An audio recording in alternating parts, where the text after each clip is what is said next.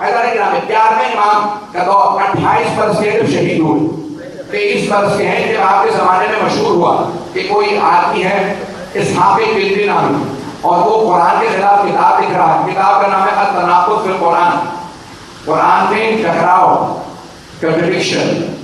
التناقض، تناقض یعنی ٹکراؤ کا قرآن کے اندر ٹکراؤ ہے. یہ آیت اس آیت سے ٹکراتی ہے. اب کسی نے کتاب پڑھی نہیں تھی کیونکہ چھپی نہیں ہے، وہ لکھ رہا تھا، لیکن کتاب کا پورے کے پورے شہر میں چرچا ہو گیا.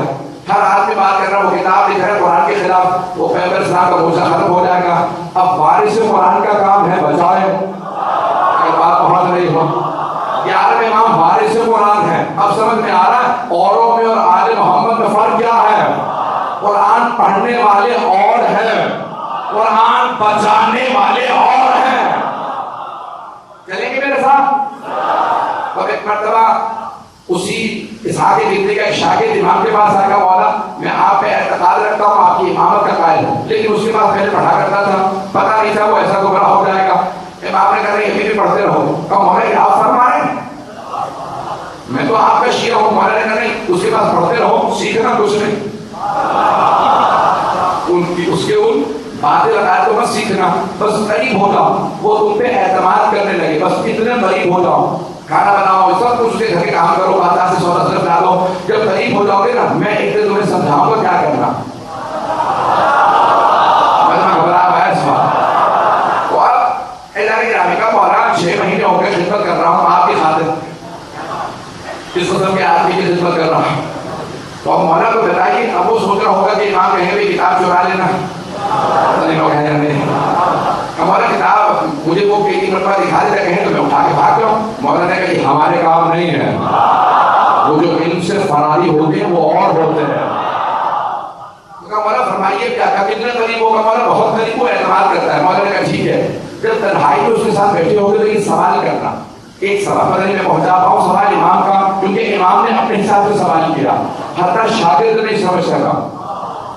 کہا مولانا کیا سوال کرنا ہے. کہا اس سے پوچھنا کہ تم نے یہ جو کتاب لکھی ہے التناقض فی القرآن، قرآن میں تناقض ہے، ٹکراؤ ہے، یہ آیت سے ٹکراتی ہے، کنٹرڈکشن ہے. بتاؤ جیسا اللہ نے آیتوں کو نازل کیا تم نے ویسا ہی سمجھا ہے جو تم کہہ رہے ہو تناقض ہے. سوال سمجھ میں آئے؟ کبھی آیا تم سمجھے بھی ہو آیات کو ویسا جیسا اللہ چاہتا ہے لوگ سمجھیں کہ تم تناقض ثابت کرو، یا سمجھے ہی نہیں ہو. اس نے شاگرد نے کہا مولا بس یہی. مولا نے کہا تو نہیں سمجھ سکتا، سوال پوچھ لینا وہ سمجھ جائے گا. پتہ نہیں لوگ ہیں یا نہیں. اب شاگرد بیچارہ سادہ سا تھا، وہ گیا کہ ٹھیک. ایک دن کوئی چائے بنا رہا تھا یا کوئی شربت بنا رہا تھا اس کے لیے، شربت بناتے بناتے کہا استاد میرے ذہن میں سوال آیا. وہ بھی کتاب لکھ رہا ہے. کیا سوال ہے بتا. کا سوال یہ ہے کہ آپ یہ پوری کتاب لکھ رہے ہیں کہ قرآن میں تناقض ہے، تناقض میں قرآن، تو آپ نے آیات کو ویسا ہی سمجھا جیسا اللہ نے نازل کیا. اس نے فوراً قلم رکھا. کہا یہ بتا تجھے سوال کس نے سکھایا.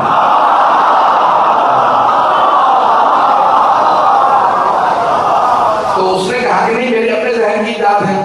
کہا مجھے بیوقوف نہ بنا، 20 سال سے میں کتاب لکھ رہا ہوں، میرے ذہن میں یہ سوال نہیں آ رہا. تو شاگرد ہے، تیرے ذہن میں سوال کیسے آ سکتا؟ یہ سوال تیرا نہیں ہے، تجھے کسی بہت بڑی ہستی نے بتایا. کہاں پھر سنیے، شیعوں کے امام حسن عسکری نے سوال دیا. کہاں وہی یہ سوال دے سکتے تھے، وہ وارث قرآن. کچھ دیر سوچتا رہا، پھر کتاب اٹھائی کنویں میں چھلانگ لگا دی، کنویں میں کود دیا خودکشی کے لیے. کتاب بھی ساری کی ساری پانی میں بہہ گئی کیونکہ اس زمانے میں سیاہی سے لکھتے تھے. ڈوبنے لگا، شاگردوں نے نکالا، بچا دیا. کہا مجھے کیوں بتایا؟ میں مرنا چاہتا تھا. کہا خودکشی کیوں کر رہے تھے؟ کہا 20 سال کی ساری محنت ایک سوال نے ضائع کر دی. ایک سوال نے 20 سال کی محنت کو ضائع کر دیا. کہا کیا سوال تھا؟ کہا تمہیں کیا پتا کیا سوال تھا؟ مجھے آج سمجھ میں آیا. جب میں سمجھا ہی نہیں اللہ نے کہا کیا ہے.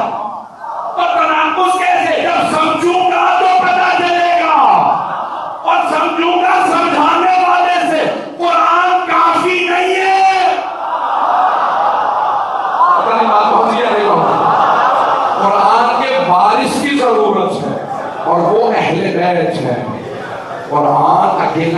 رہے ہیں.